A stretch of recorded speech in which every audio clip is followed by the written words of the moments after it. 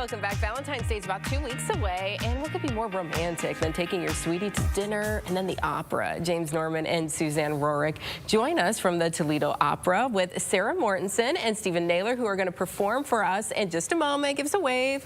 Yes, good morning. Thanks so much for being here today. Good morning. Thank you for having us. Absolutely. So your next production is The Merry Widow. Tell us about this opera.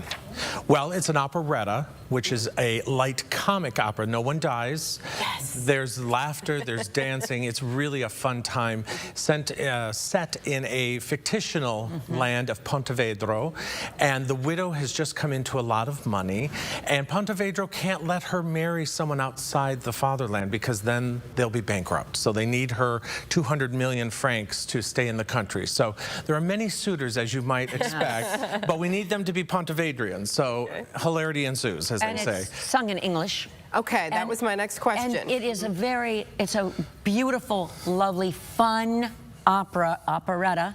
And I think everyone needs that right now. In the middle of the winter, and for Valentine's Day, it's still very romantic, in a kind of a silly way, but a beautiful way. And the music it's breathtaking. So yeah, it's an uplift there in these cold winter days. Yes. And as you mentioned, around Valentine's Day. So when is the production? February 10th at 7:30 and February 12th at 2 p.m. at the Valentine Theatre.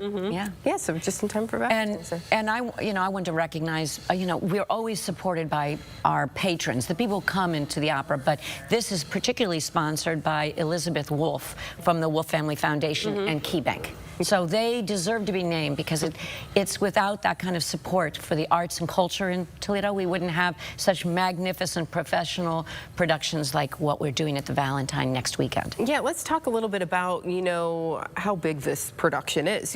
What goes into it, how Well, it's many... huge. Our set is coming from Binghamton, New York, Tri-Cities Opera. We rent it from there. The costumes are from southern Florida.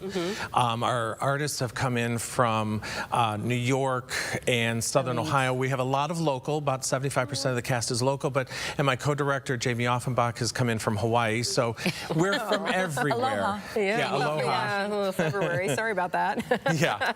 So, it's a big undertaking too. Yeah, the moment when we get everyone on the stage or in the rehearsal hall for the first time, but everything is already so staged that it's just making sure that it all's working. And then we add the music, and then we add the orchestra, and away we go. There yes, it is. If you build on to produce it, it takes a lot of layers with opera, which is what makes it so magnificent, I think. Magical, I think, when you come and experience this. Why is it so important that we have these opportunities like this for our community? I think life is hardly worth living without some cultural activities, and Toledo's been so lucky to have, the quality that we have across the arts sector.